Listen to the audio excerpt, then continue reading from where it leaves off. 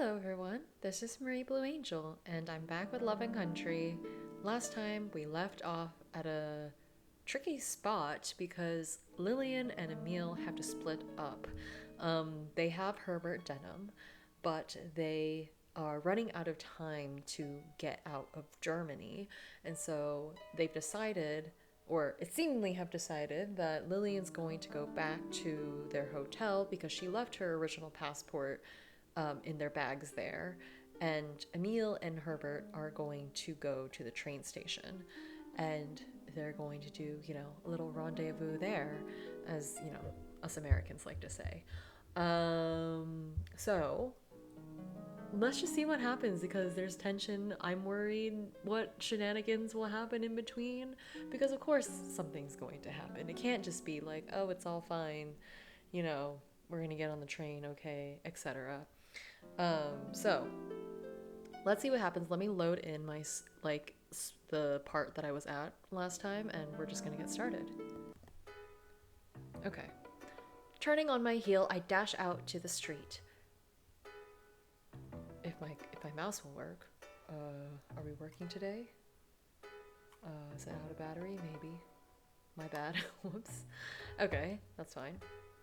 There's a gray cast over the sky like it wants to rain. Most of the civilians running about the town have umbrellas in hand, prepared for the possibility of a storm. The soldiers stuck standing at their post eyed nearby eaves with envy. I try to maintain a calm demeanor and a steady pace as I pass them. They shouldn't be looking for me. I should be okay. Unless the soldiers question the staff of the walled cotter and someone recalls a redhead running around that they didn't recognize. If they can revive that nurse. It's not impossible, but there's so many ifs. I should be okay. To my relief, I reach the Loen without incident. Okay, great. Love that. Let's get your stuff and go. No one pays me mind as I enter the lobby or head up the stairs to our room. Since I took the time to fold our clothes this morning, the room isn't as messy as it could be. In fact, most of the things that are out are Émile's, likely from him getting ready.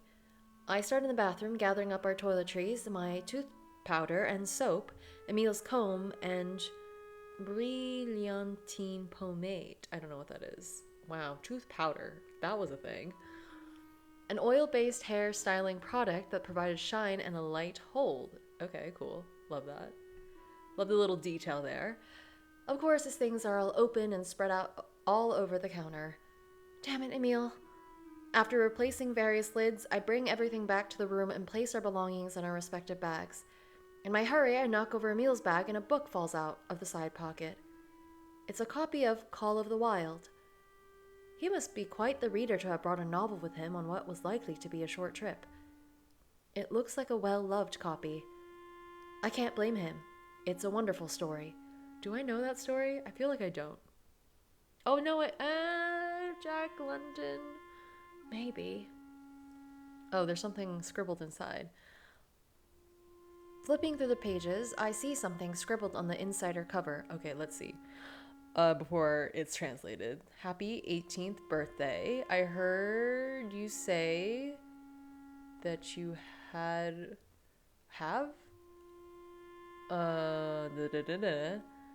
I read this well, but I don't know English. Tell me about the story someday, okay? T. Who's T? I don't know what it says right here, where it says Avez un chien dedans. It's okay. Okay, so this is from somebody. Cute, love it. Okay, happy 18th birthday. I mean, and it's also like, yeah, the translation also reflects the original writing. It's not like what I would expect, like if it was like fully written out, but it's okay. Oh, it has a chien. Ah, this is un chien. Okay, I hear this one has a dog. Okay, in it. I'd read it, but I don't know English. Tell me about it sometime, okay? T. Who is T? Someone close to Émile, I'd wager. The truth is, I know very little about Émile. Who his friends are, what his life is like back in Paris? I mean, you only really just met him yesterday, so fair. How can I return his feelings when I don't really know him? I need to have an honest conversation with him before we get too carried away. I mean, that's a fair perspective, fair opinion. But who's to say you can't get to know him more? Well, hopefully we will. My goodness, I'm honestly a little worried for you two right now. We were cut off before. Perhaps I can do better during the train ride home. Perhaps I can do better during the train ride home, it repeats. Assuming we both make it there. I check the clock on the wall. 45 minutes left. Time is short and there's no need to tarry. I shove the book back into Émile's valise and finish packing. 10 minutes later, I've checked out of the Lillian and I'm marching towards the train station. I'm a bit clumsy trying to manage both Émile's luggage and mine, but I'm not about to let that slow me down. In my hurry, I step into the path of an oncoming car, earning a long honk from the driver. Oh, I'm able to back up just in time, but I lose hold of my hat box as I stumble backwards. Oh, that's scary. Fräulein, are you all right? I don't know any. So sorry. I don't know how to do anything related to German, so this is going to sound very English. Oh, it's you. A pair of hands lift me from the ground. Oh, to my shock, it's none other than Walter. I didn't think we'd be seeing you again. It sounds British now. Okay, or I was going for an... Okay, it's whatever. It's Walter. Hi, Walter. Look who it is. Oh, my goodness. Oh. Eugene trudges over, following the sound of Walter's calls. He's almost the same shade of gray as his uniform, clearly not fully recovered from this birthday celebration last night, because again, it was only last night. Hello, Frau Lillian. Oh, like that. Poor thing, seems like he might not be able to keep his breakfast down. It's good to see you both, but I'm afraid I'm in a terrible rush. I'm meeting my husband at the station. If I don't hurry, we'll miss our train. You won't make it all by yourself if you get hit by a car on the way. He dusts off my hat box before handing it back to me. Eugene and I could walk you to the station if you like. That might put a hitch in our plans. Friendly as Walter and Eugene are, I don't want to risk them laying eyes on Denham. But if they come with me to the station, they will probably insist on saying hello to Émile and I won't know how to get rid of them. It's so kind of you to offer, but aren't you on duty right now? It's our duty to keep the streets safe while we are here, isn't it? And you'll be much safer if we walk with you. Eugene, help her with her bags. Oh, yes, sorry. Eugene slings his rifle over his shoulder so he can free up his hands. He bends down to take one of my bags and sways slightly as he straightens back up. I whisper to Walter in another attempt to beg them off. I'm really in a hurry. Can Eugene keep up? I think the walk would do him good. I'm okay, Mrs. Lillian. I just had too much fun last night. It's nice to see them, though, to be honest. And it's not like we are doing much good standing here on this corner. No one is going to miss us. I don't have time to stand around arguing with them. I'll have to think of a way to ditch them at the station, but for now, we need to just keep moving. All right, let's go. We aren't more than 20 feet away when... You two! Eugene and Walter halt in their tracks. Oh no. Oh no! Okay. No spoilers if you haven't seen the beginning before. Okay. Or the demo. A tall man approaches us. Okay, hello. He's not in uniform, just an overcoat, but he walks with such an air of authority that I'm certain he's military. Eugene whimpers. He's going to yell at us, Walter. Walter sets down my bag to give the approaching man a salute. Eugene quickly follows suit. Captain, why have you left your post? So sorry. I feel like he's not yelling. You know, he's just stern and calm. Why have you left your post? I don't have time to waste watching Eugene and Walter be scolded. Perhaps I can just grab my bags and quietly slip away. You see, this lady needed assistance with her bags, so we were providing her with an escort. So much for that plan. Just as I'm about to reach for the handle of my suitcase, the captain's notice lands on me, causing me to freeze in place. His cold eyes take a quick inventory. He's sizing me up. Though he turns his attention back to Walter and Eugene, he can still see me in his periphery. You think seeing a pretty woman is reason enough to abandon your orders? Walter understands the question is rhetorical, but Eugene can't resist answering. She's not just some pretty woman. We know her. Oh. Yeah. Go on. Walter and I both wins. Walter not wanting Eugene to dig himself into a deeper hole, and me not wishing Eugene to draw any more attention to me. This is Mrs. Lillian. She's an American. American? Where the captain's questions were mocking before, he now looks at me with interest. Is it a benign curiosity like we encountered last night, or something more sinister? I should assume the captain knows about Denham, that he's on the lookout for signs of Denham making his escape. Is he also on the lookout for Émile and I? After the fiasco at Waldcotter, there is no way to be sure. Yes, we met her last night. It was my birthday. Enough. What are your names? Private Press and Private Teller. You will be dealt with later. Back to your post, now. Walter and Eugene scurry away, leaving me to this man's mercy. Is it too much to hope that he might have more important matters to attend to than a woman on the street? I start toward the bags that Eugene and Walter had set down, but the captain beats me to them. My bags? Mrs. Lillian, was it? Mrs. Lillian Twain. Captain Anton Schuttman at your service. Oh my god. Hi, Anton.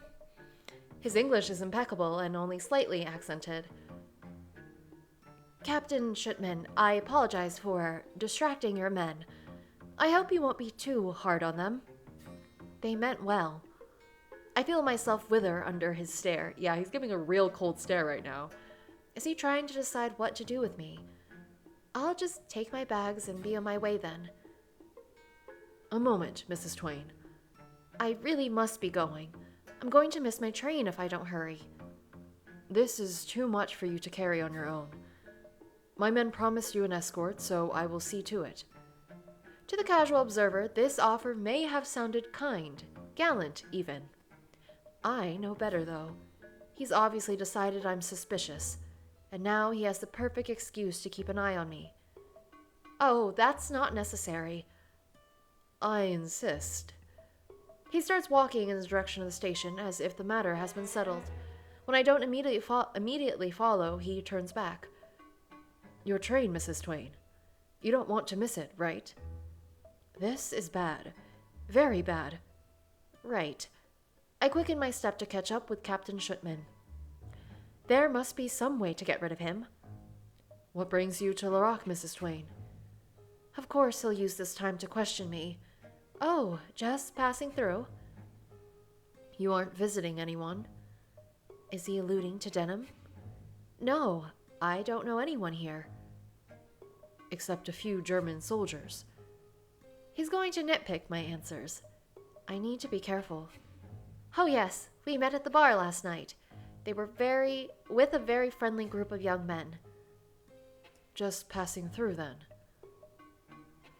Where are you on your way to?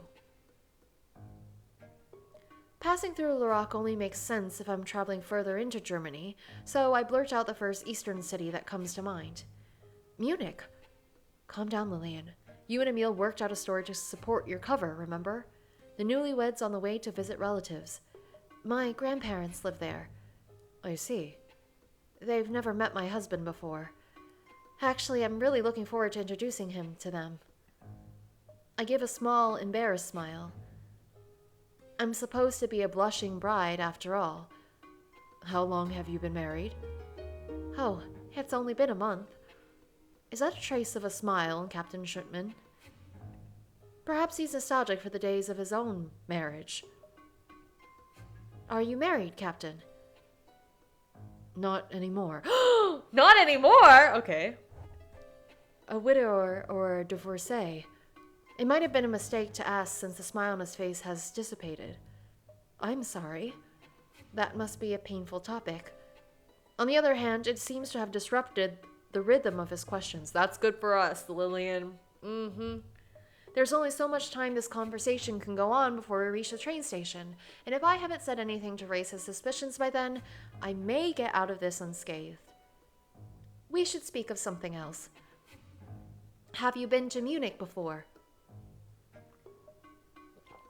A few times. I'm sure you and your husband will enjoy the Bavarian countryside. It's lovely. But where is he, your husband? Oh, we're meeting at the station. He left you to get to the station on your own. Yes, is that strange? Most husbands I know wouldn't leave their wives' side for a minute in those first weeks of marriage. And in a strange country, leaving you to manage all the luggage. Tisk, tisk. Your concern is appreciated, but he was out running errands on my behalf. I don't think he'd have left it if the decision had been entirely up to him. And I'll have you know I was doing just fine with the bags before your men interceded. I'm not as helpless as I look, Captain. Well, that's me in my place, isn't it? I must say, you are very... Well, you know, you can always say you're very American or whatever. He searches for a word. Intrepid. I grin up at him. I'll take that as a compliment. As we continue our trek, I notice that the farther we get from where we started, the more soldiers there seem to be milling about. Curiously, though, many don't appear to know who Shutman is, only that he carries himself as someone of importance. We're given a wide berth. Still, the sheer amount of military presence in this town is unnerving. What are the Germans planning, I wonder? Shunman catches my staring, however, so I try my best to keep my expression neutral. You look distressed, Mrs. Twain. Whatever about? Well, you're a foreigner here amidst the war. I'm sure the presence of all these soldiers is an unwelcome reminder of that. I wouldn't blame you for feeling uneasy. Oh, well, it's not like my husband and I weren't aware of the situation in Europe when we decided to travel. Times like these remind you of what's important. With the future so uncertain, I need to see my family while I can. Quite true. What about your family, Captain?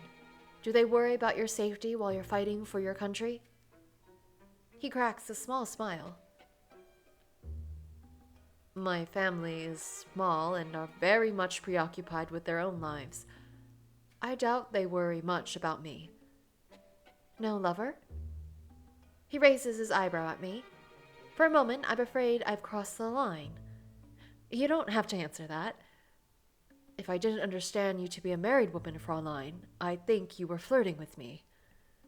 I color slightly. Should I be going down this route with him?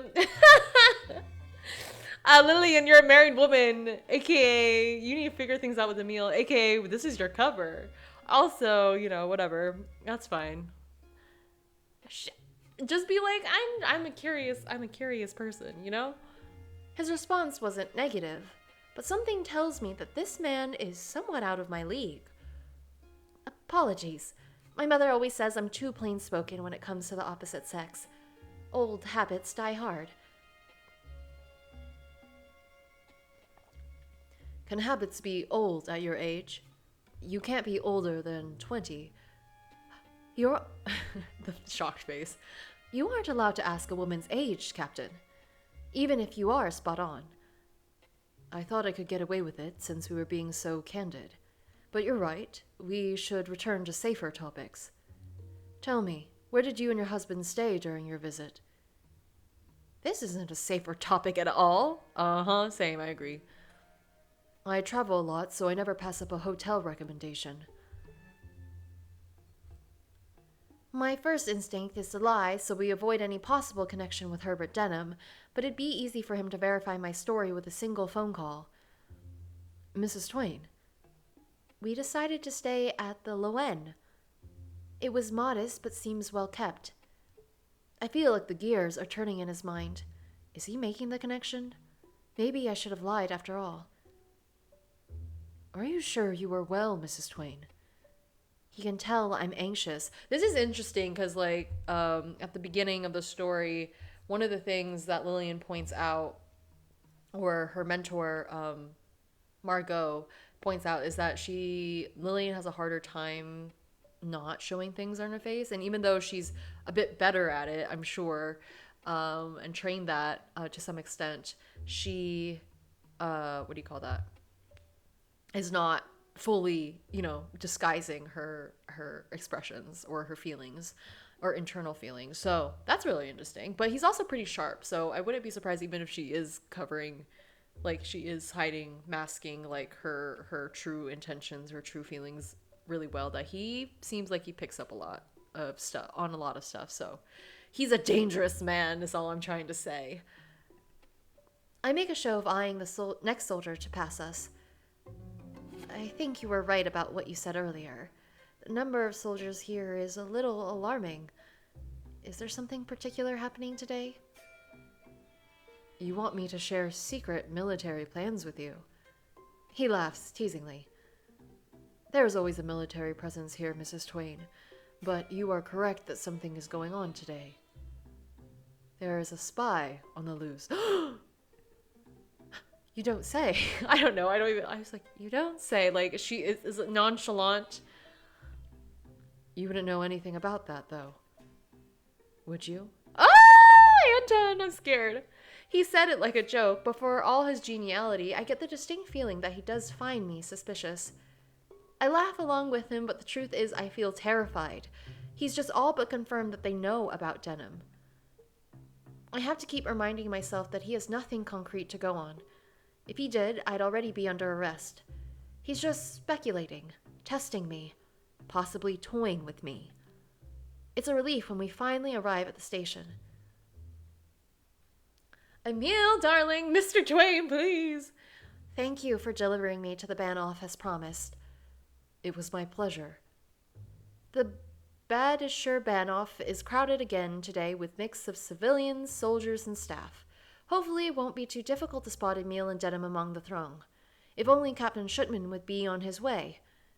There's no more reason for him to stay. Well, nothing to do now but wait for my husband. It was nice meeting you, Captain Schuttman. You know, I understand why Teller and Priest were so eager to leave their post to escort you. I'll keep you company until Mr. Twain arrives.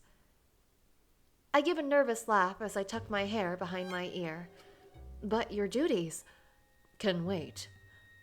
One last test. He wants to see who I'm meeting with. One of the benefits of giving the orders rather than taking them. Is that so? Then you really must go easy on those boys. I smiled at him, but my pulse races. If Émile sees me with this stranger, he'll probably know something is up. He may not approach me at all, instead deeming it safer to leave me and go forward with Denham through the checkpoint. I'll be left here standing, waiting for a husband who will never show up. Everything I've told Captain Schuttman will be revealed as lies. Will I be detained? Held under suspicion? Even worse if Émile approaches me with Denham. The captain is no dummy. A tourist couple hurriedly trying to catch their train in the company of a sick old man matching the description of Herbert Denham. He'll put the pieces together, and we'll be through. Ooh, little CG. Okay, but can't Émile... Well, I guess he can't, not escort Herbert through the checkpoint, if he has paperwork. But couldn't he send him through the checkpoint by himself, Who knows? Let's see. It is about... What did we say? They said... what is this time? I can't read it. Oh my gosh. I'm getting really bad at reading analog clocks. But I can't tell in the picture which one is the bigger hand. Is it saying that it's eight, oh my gosh, 8 something or 9 something? It's 8 something. Or is it supposed to be 2? It's almost 2 o'clock. Oh, it's 4 minutes past the agreed meeting time. The object of my attention doesn't escape Captain Schuttman's notice. What time was your train again? I haven't studied the timetables myself. I always leave that sort of thing to my husband. He said as long as he met by 2 that we make it. It's after 2 now. I hope your husband isn't cutting it too finely. They were supposed to leave at 2, with or without me. They are probably gone. I'm achingly conscious of the seconds ticking by. Yes, my grandparents are supposed to meet us at the Munich Hauptbahnhof. German for railway station. Great. I'm so sorry for my German once again. I'd hate to keep them waiting. I clear my throat, trying to resist the urge to give into nervous fidgeting. Captain Shipman is certainly watching me, reading any signs of anxiety I might accidentally show. Several more minutes pass before Captain Shipman checks his pocket watch against the station clock. Are you certain you were to meet at 2? Yes. His errands must have taken longer than expected. What errands was he running? Oh, I needed him to drop a letter at the post office for me. Captain Shipman levels me with a look as if to say, that's all? And to pick out a suitable gift for my grandparents. I don't want us to arrive empty-handed. I panicked and said something stupid. Now, Captain Shipman will expect Émile to have a shopping bag in his hand. I have to hope he overlooks that detail. Where is that husband of mine? I'm getting anxious. Captain, please distract me with a story. What is life in the army like? He obliges me with some idle chatter about a regimental life with rigorous training. I can get away with half listening, letting my mind whir away. Eventually, it will become clear that no one is meeting me. Captain Shipman and I will search the station under the pretext that I may have gotten the meeting place wrong, but we won't find my husband. I'll conclude that something must have gone wrong or that something must have happened to him. The logical thing would be to go to the local police station to report my husband missing, but I really don't want anyone retracing our steps for the day, asking around if anyone saw a couple matching our descriptions. If Captain Shipman just left, at least I could proceed forward on my own. That's what Denham said to do, after all. It's kind of you to wait here with me, but it's not necessary. If we miss our train, that's bad enough, but to also waste your time. I have things to do, but I'm invested now. I'll feel better seeing you and your husband off safely. I just feel bad imposing on you like this. Of course, he wouldn't be gotten rid of so easily. He's still suspicious. I stare at my shoes, wondering what else I can do besides wait. Should I excuse myself to visit the ladies' room? Slip away? I doubt that would buy me enough time to get through the checkpoint, and I would still have the problem of abandoning my luggage. My thoughts are interrupted by the sound of someone calling my name. Okay, I'm invested. Anton, you're so scary. Lillian. Émile's here. Sorry, I'm so sorry. I'm gonna do a little screw. Okay, great. We love that. He's here. Husband.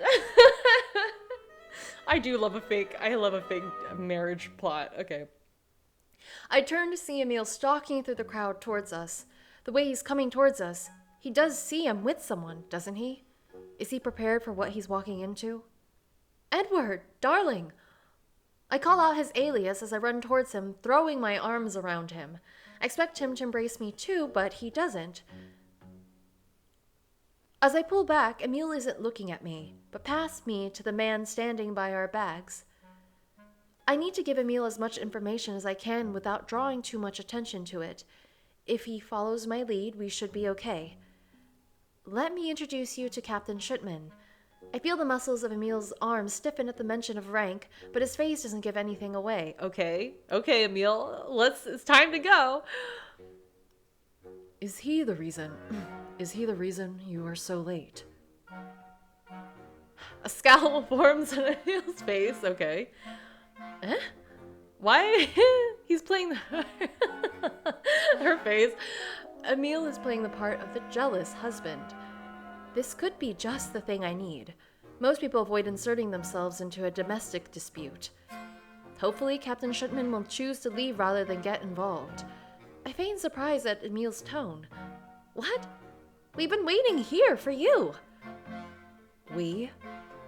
Yes, the captain saw me trying to carry our luggage and offered to help. Then he was nice enough to keep me company until you got here.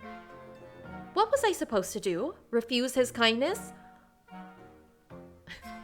This is so funny.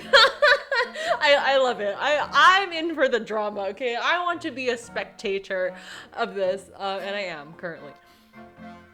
Yes, a married woman should know better than to parade herself in public with a strange man.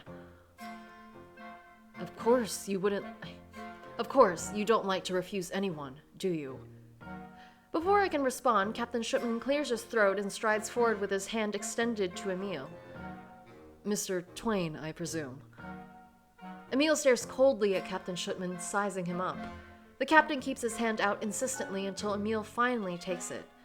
The tension in their hands make it obvious that both men are gripping more forcefully than necessary. Okay, y'all, I know you're all meeting for the first time in this part, but ooh, the tension! I love it.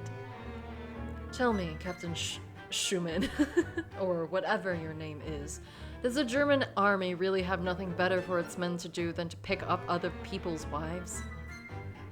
Edward, please! I only helped with the luggage, Mr. Twain, nothing more. It seemed ungallant to leave her by herself once we got here, so I waited with her until you arrived. This is so Émile, but also I'm just laughing, sorry. I'm really taking a lot of enjoyment out of this. Well, I'm here now, so you can fuck off. Edward! There's no need to take it further. What is Émile doing? The captain merely smiles in response. He turns to me. Mrs. Twain, are you positive you have everything in hand? If you require further assistance, I'd be happy to... Hey, quit talking to her! Okay, come on. Let's just go.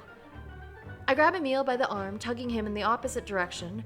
Not that I'm strong enough to actually move him, but it reminds him that we should be leaving. He angrily snatches up the bags at Captain Shipman's feet, then straightens up to give one last glare to the captain before turning on his heel. They're funny. Bye! I'm so sorry, Captain. Thank you for your help, really. I hurry after Émile, leaving Captain Shipman shaking his head at us. He was just being a gentleman, Edward. You should have thanked him, not berated him. Did you not see the way he was looking at you? I have no idea what you're talking about. Everything was perfectly innocent. We continue the argument as we disappear into the crowd, not stopping until we are positive we are out of earshot. Did he follow? No. Thank God. Where is Denham? Waiting for us. Come on. Okay. Émile starts to lead me to Denham, but my feet don't want to move. What's wrong? I'm so relieved that I'm not even sure how to put it into words. I try, but my voice chokes and my vision blurs. I thought you might have already left. Émile drops our bags. He reaches out as if to hug me, but stops short. Ignoring his hesitations, I walk into him and bury my face in his chest. He wraps his arms around me, tentatively at first, but his hold grows stronger. Shh, it's okay. I can't. I'm laughing at the fact that I can't maintain this voice while this is supposed to be very gentle and sweet and all these things. It's okay. I wasn't going to leave you. A stray tear escapes my eye, soaking into Émile's jacket. He whispers comforting things into my ear, stroking the back of my head until I recover myself. I pull away, embarrassed at being overcome that way. I reach to brush the tears from my face, but Émile beats me to it. You're okay. I nod. Good. Let's go get Denham now. Oh, they're so sweet. I need them to get together, okay? I need them to successfully complete this mission, get Denham back to France. They get themselves back to France. We're all good. Margot's happy. Lillian's happy. Émile's happy. They get to know each other. They're gonna be fine. I was so scared though. Anton's so scary. We will talk about him another time, but he's so scary. I'm scared. It's okay. Émile leads me towards a bench off in a shadowed alcove of the station where a man sits. As the man looks up at me from under the brim of a hat, I see that in fact it is Denham. But there have been slight changes to his appearance since the last time we saw each other. Oh, you shaved your mustache. It'll grow back, eventually. As long as we get through this next part. Lillian, have a look at Monsieur Denham's papers. Denham pulls out his passport from the pocket of his jacket and hands it to me. Howard Wharton. Like the author? Edith Wharton was an American author known for writing stories about the upper class during the Gilded Age. I've only read one of her books. It's the one about the snow. It's like Ethan something. It was interesting. Says he's your uncle and we're taking him to see a doctor in Bern. I study the document for a few minutes. Émile's brow crimps as I've traced the forged stamps on the papers. Yes? It's really well done. Émile's frown deepens as though he's trying to hide the fact that he's actually pleased. Oh, wow. Look at the 180 from before and now. From before when we were trying to enter Germany to now leaving Germany. We love it. I suppress a chuckle and return to Denham's passport. Since I'll be doing most of the talking, I need to be familiar with the details of his cover. After committing the information to memory, I return the passport. Okay, let's go. Let's go! Woo, woo, woo, woo. The three of us walk back to the main area of the station. Denham is able to walk without his crutch, but his limp slows him considerably. It makes the walk across the station seem longer, but I keep reminding myself that as long as I act normally, everything will be fine. No one has any reason to suspect as long as we go about our business.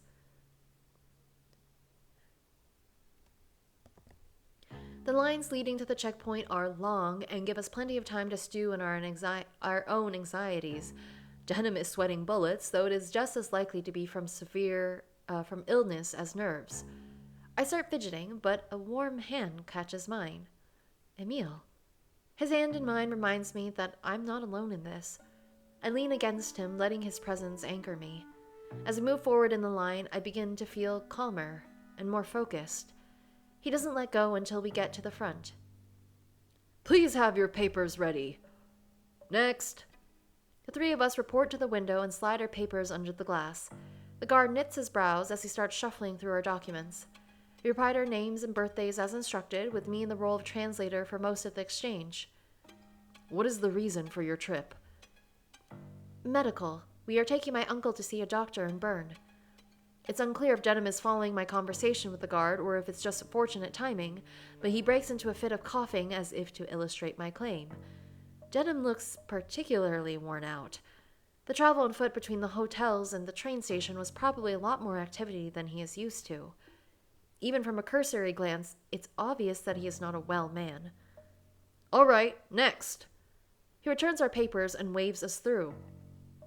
Good job, Émile. Good job, Lillian. Good job, Denham. We are getting through. I have to bite my lip to keep from looking like the cat that ate the canary. I clutch the papers to my chest as we pass under the gates with Schweiz written in giant iron letters. Schweiz. Maybe that's what that is. Having stepped onto Swiss soil, we are now standing in neutral territory. Our mission is over. We're safe. It's surreal. I didn't think we were going to make it here. Part of me doesn't quite believe it. Maybe that feeling never goes away. We did it. We actually did it. I can hardly believe it myself, but here we are. Why, I'd sing if my windbags weren't so shot. He means his lungs. Thank God for that. Denham gives a wheezy chuckle. But honestly, I'm forever grateful to the two of you. I truly owe you one.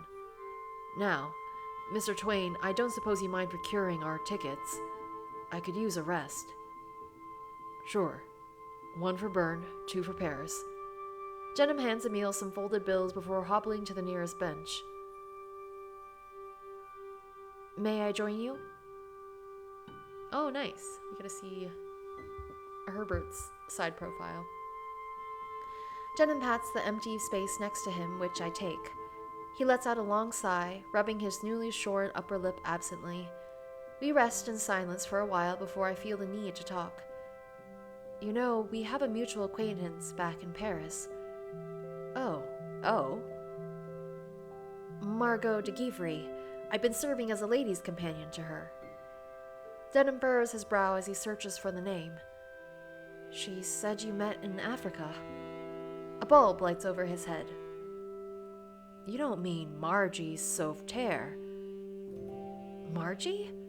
I nearly laugh out loud. Margot de Givry, Grand Dame of Paris, once went by Margie. Denham smiles and looks off into the distance like he's appreciating a painting I can't see. Golly, I haven't thought about Margie in ages. That gal was something else. We met back in '97, in Morocco. She and her husband Louis were living there at the time. The two of us met before doing a job for the Bureau. Sauveterre was her second husband, wasn't he? Yeah, and a real son of a bitch, too. He cheated me at cards more times than I can count. You'd think someone with money wouldn't stoop to such lows, but nothing was ever enough for him. I hope Margie traded up. Honestly, true. I too, but you know what? That's something I'm gonna, if it's ever in the situation where it's appropriate, I totally am gonna use, I hope so-and-so traded up. I think she did. She always spoke very fondly of her last husband. Or she always speaks very fondly of her last husband. Though, he passed away a few years ago. That's too bad. No one deserved to be more happy more than Margie. It sounds like you were close. We were.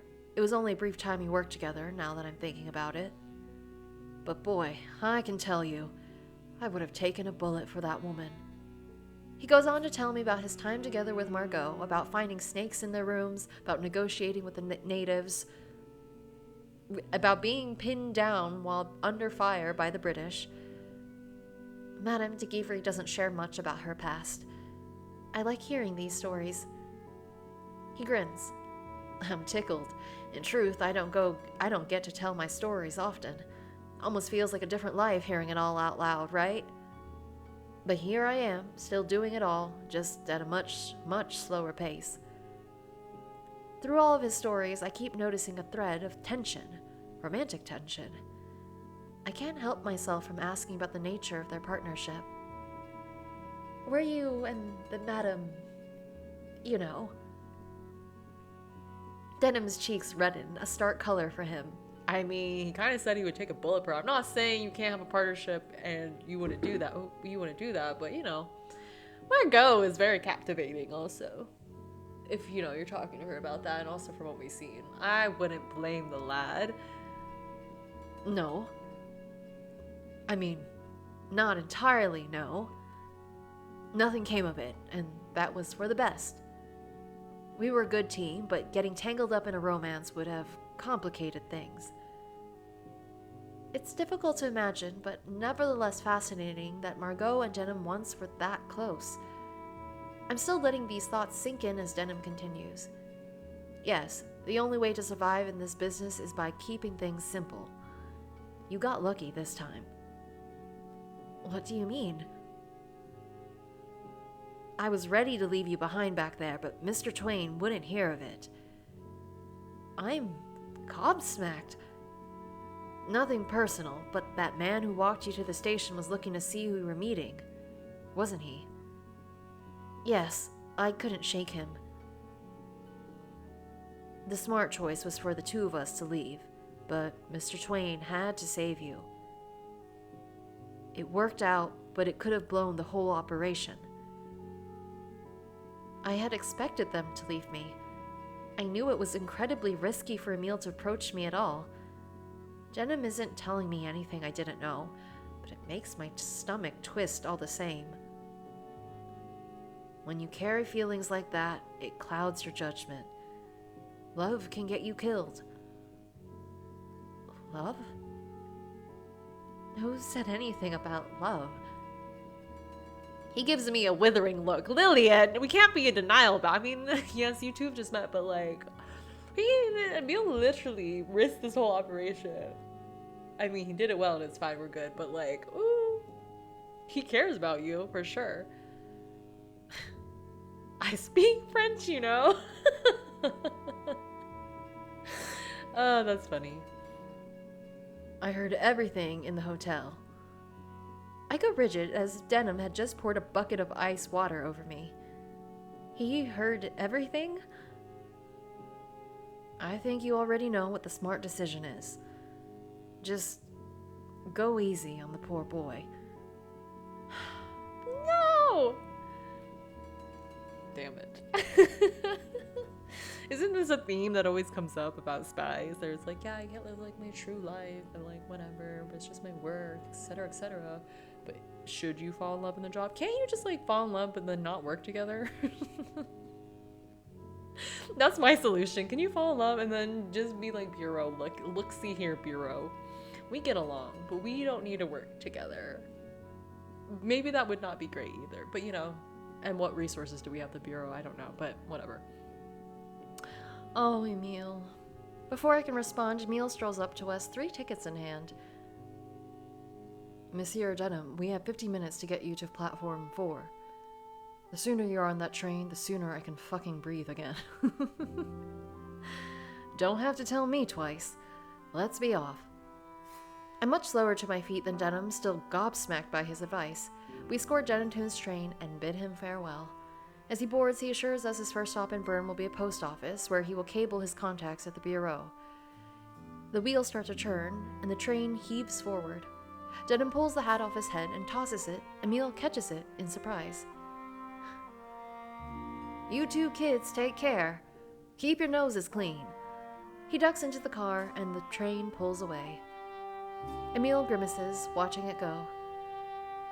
Looks like you're not sorry to see the back of him. Émile looks bothered. He seems more trouble than he was worth, but no, it's not exactly that. Monsieur Denham said something to me before I found you at the station. That Denham wanted to leave without me. That is what he's alluding to. He pauses as he lights up his cigarette. After throwing me a glance, he shakes his head. Actually, it doesn't matter.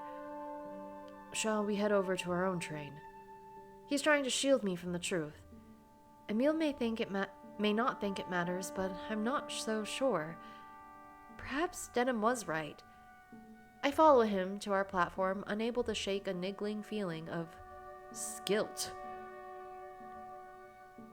I said sense. Okay, I didn't say sense. Okay.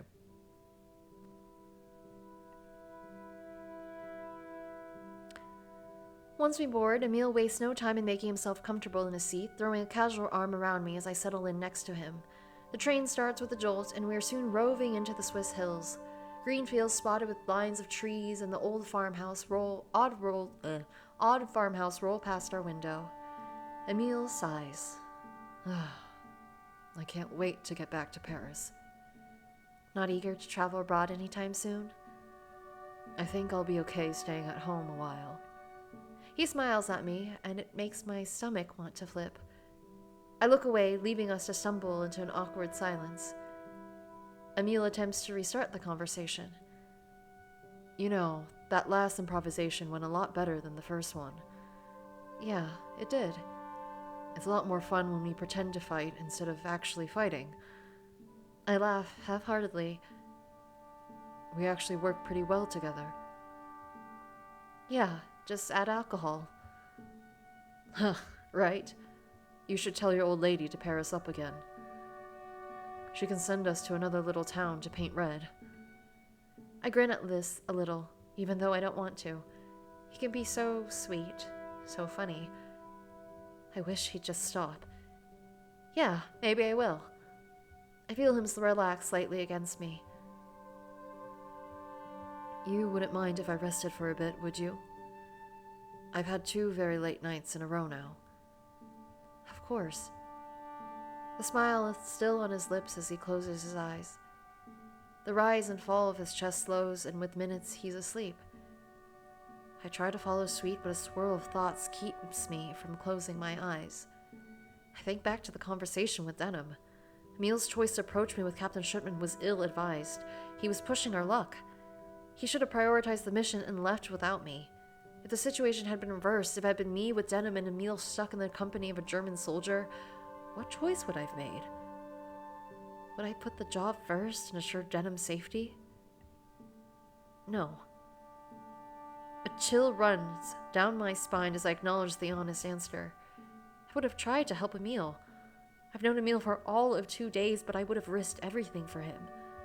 It's a frightening thought. If I were just a girl living my life, I'd be free to come back to Paris with Émile. I'd be at liberty to explore these feelings I have, to figure out what they mean. But that's not who I am. That's not who I want to be. Love will get you killed in spy work. Denham made that clear. If I continue down this road, it needs to be alone. Without Émile.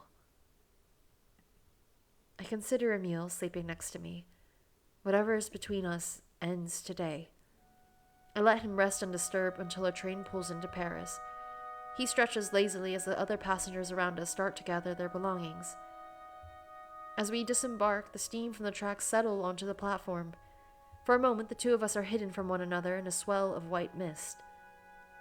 Oh, look at them. Why they look so cute, but also they look so sad. Oh my gosh, please don't break my heart. I don't want any hearts to be broken here. When the clouds part, Émile is a few paces from me. What can I say to him? The less, the better, I think. If I drag this out, I'll be tempted to change my mind. Well, goodbye. Goodbye? I have to go home. We aren't headed in the same direction. I don't care. I can still walk you home.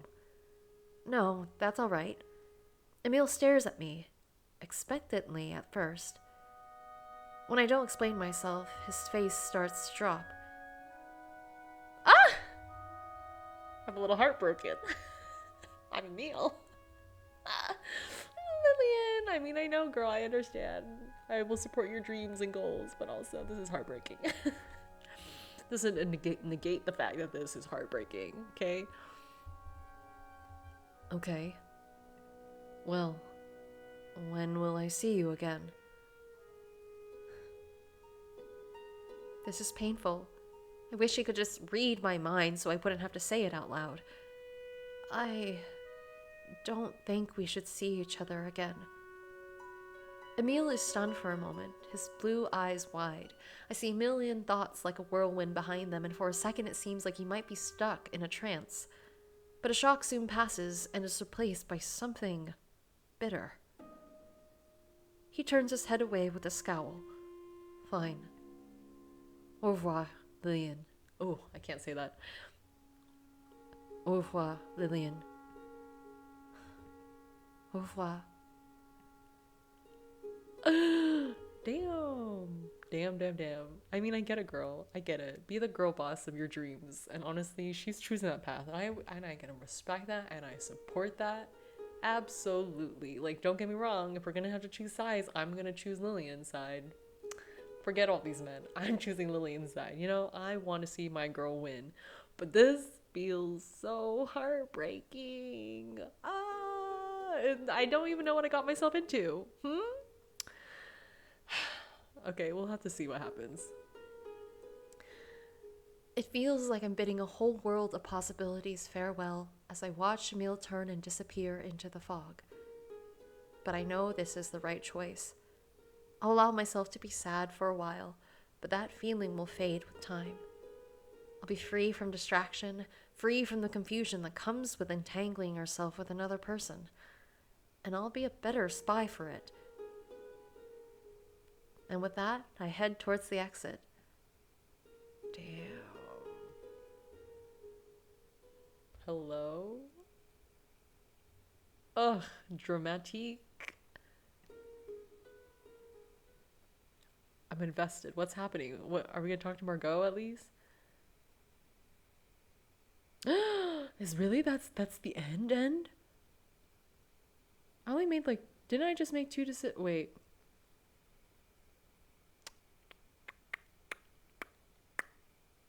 Okay, hold on. Okay, from what I remember, there are technically 2 endings per route.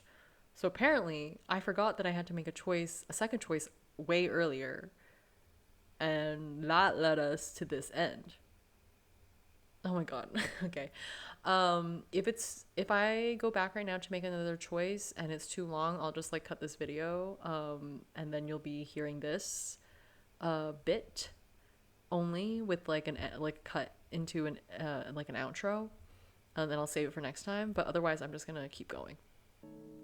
All right, so I made a new decision. It was going back to that second decision where Lillian and Émile meet Herbert Denham at the walled cotter. And you'll see in the next choice or in the next bit, the next part that I upload, what that actually is, because it's still going. I have not finished out the story from there, so just want to let you know and do my outro. Thank you so much for watching. I hope you're just as entertained as I am. I'm really still loving the story, and this is only a fourth of, you know, of what is available, what to come, what to come. So thank you so much for watching. If you like the video, please like the video, and if you want to see more of Love and Country in particular, feel free to subscribe to my channel. I also post other playthroughs of visual novels, and I appreciate you watching. So I hope you have a good rest of your day, and I will see you next time. Bye bye.